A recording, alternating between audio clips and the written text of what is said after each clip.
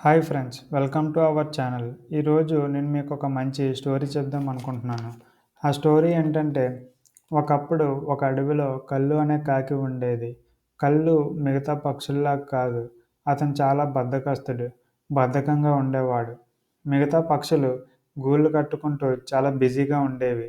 కానీ కల్లు మాత్రం రోజంతా చెట్టు కొమ్మల మీద కూర్చొని పాటలు పాడుతూ నిద్రపోతూ హాయిగా ఉండేవాడు.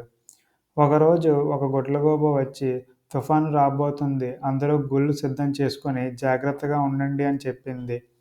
అన్ని జంతువులు జాగ్రత్త పడ్డాయి. పక్షులు గూళ్ళు కట్టాయి. చీమలు తమ ఆహారాన్ని ఇంకా కిందకి తీసుకువెళ్ళాయి. కానీ కల్లు మాత్రం ఏముందిలే అని పడుకున్నాడు. హాయిగా గురకపెట్టాడు. అప్పుడు ఒక మైనా కల్లు దగ్గరకు వచ్చి ఇలా చెప్పింది: కల్లు, ఈసారి వాన గట్టిగా పడుతుంది. గూడు కట్టుకో అని చెప్పింది. కల్లు రేపు కడతాలే అని అన్నాడు. కల్లు చాలా తేలిగ్గా తీసుకున్నాడు. కానీ ఆ రోజు రాత్రి తుఫాను వచ్చింది.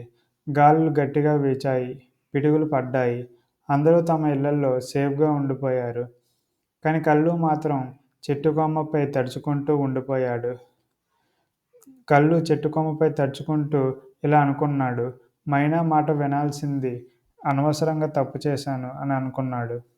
పొద్దున్న తుఫాను తగ్గింది. మైనా కొన్ని పొడవటి పుల్లలు, పొదలు తెచ్చింది. ఈసారి గూడు కట్టుకోరా అని చెప్పింది. అంతే, ఆ రోజు నుంచి కల్లు మారిపోయాడు.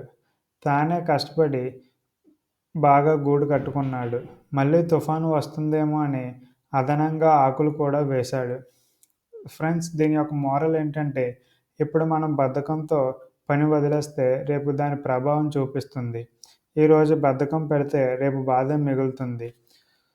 ఇది ఫ్రెండ్స్ ఇవాల్టి స్టోరీ. మీకు నా స్టోరీ నచ్చినట్టయితే నా ఛానల్ సబ్స్క్రైబ్ చేసి నన్ను సపోర్ట్ చేయండి. Thank you for watching.